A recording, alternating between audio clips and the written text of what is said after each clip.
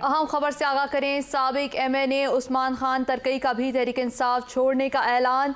Press conference में कहा, 9 मई के वाक़यात की मज़म्मत करता हूँ, मुसल्लह फ़ौज से यकजहती के लिए रैली भी निकाली। आपको बताएं, साबिक MNA उस्मान खान तरकई का भी तहरीक इंसाफ छोड़ने का ऐलान। तहरीक इंसाफ की विकटें गिरने का सिलसिला जारी है।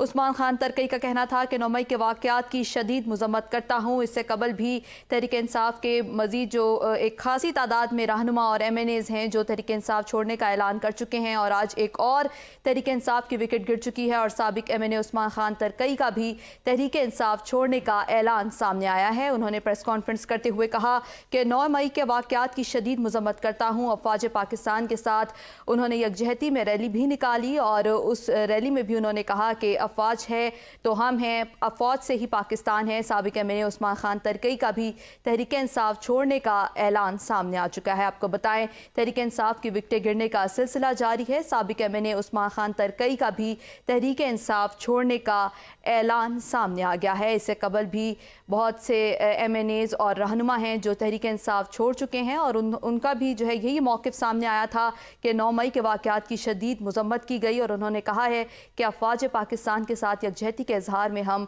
तहरीक इंसाफ छोड़ते हैं। और आज एक और MNA जो हैं वो तहरीक इंसाफ छोड़ गए हैं। साबिक MNA उस्मान खान तरकई का भी तहरीक इंसाफ छोड़ने का ऐलान सामने आ गया है। साबिक MNA हैं उस्मान खान तरकई, जिन्होंने आज तहरीक इंसाफ छोड़ने का ऐलान कर दिया है।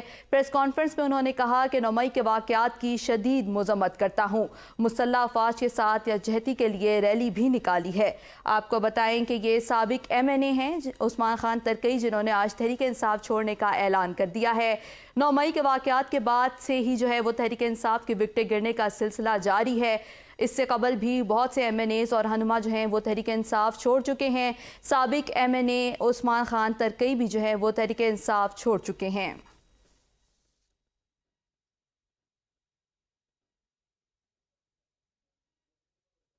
साबिक MNA उस्मान खान तरकई का तहरीक इंसाफ छोड़ने का ऐलान सामने आया है। उन्होंने 9 मई के वाक़यात की शदीद मज़म्मत की है। प्रेस कॉन्फ्रेंस में उन्होंने ये ऐलान किया है।